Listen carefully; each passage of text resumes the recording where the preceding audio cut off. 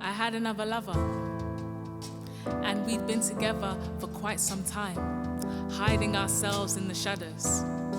What can I say? He was the center of my world, because he knew how to approach me. Ever so gently, he knew how to lightly tap my shoulders to get my attention. He knew what to say. Ever so sweetly, he knew the right words to say in order to captivate my mind. And he knew how to look at me with such vibrant jealousy. He knew how to make me feel as though I was the only one. Every time I craved, he answered. Every time I whispered, he heard from afar. Every time I wanted him, he came. But I thought that us spending so much time together, we knew each other really well. But I didn't know him at all. He was nothing more than my mere weakness.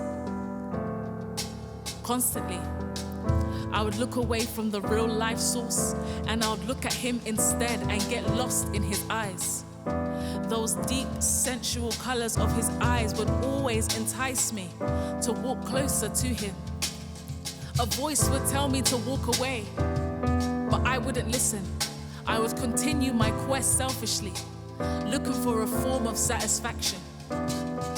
He would wait and watch me as I walked closer to him, and he would smile, knowing fully well the power that he had over me. He wasn't stupid. He was wise with his ways and slick with his love. He knew exactly what to do to get what he wanted. His presence was like a vortex, circulating my entire being, spinning my mind into a whirlwind of confusion. I could no longer discern between what was right and what was wrong, because now all the voices in my head sounded the same. I no longer felt guilty, so much so that I convinced myself that this affair made sense. I got so lost in my own pleasures, enjoying the euphoric feeling that heightened my dopamine but yet covered my soul. I was addicted. I was addicted to my secret shame. His once sweet love was now sour balls bursting against the back of my throat. I couldn't breathe. With every passing minute, suffocation felt like two. He didn't love me. He didn't care. He just wanted to be satisfied, and he knew who to get it from. Me. But I no longer want part of this. I no longer want to be the reason why he receives gratification, nor be the palate that he so freely eats from. I want to be free from him and be myself again. But how? How do you free yourself from someone you've now become one with? Unfortunately, our identities have merged. He is sin, and so am I. Throwing him into the fire will be like throwing me too. I cannot blindly lead myself away from him. There's no power that I have that will lead to our separation. I've tried, and each time I tried, he will painfully inject me with the drug of his disease in order to keep me hooked, to keep me trapped.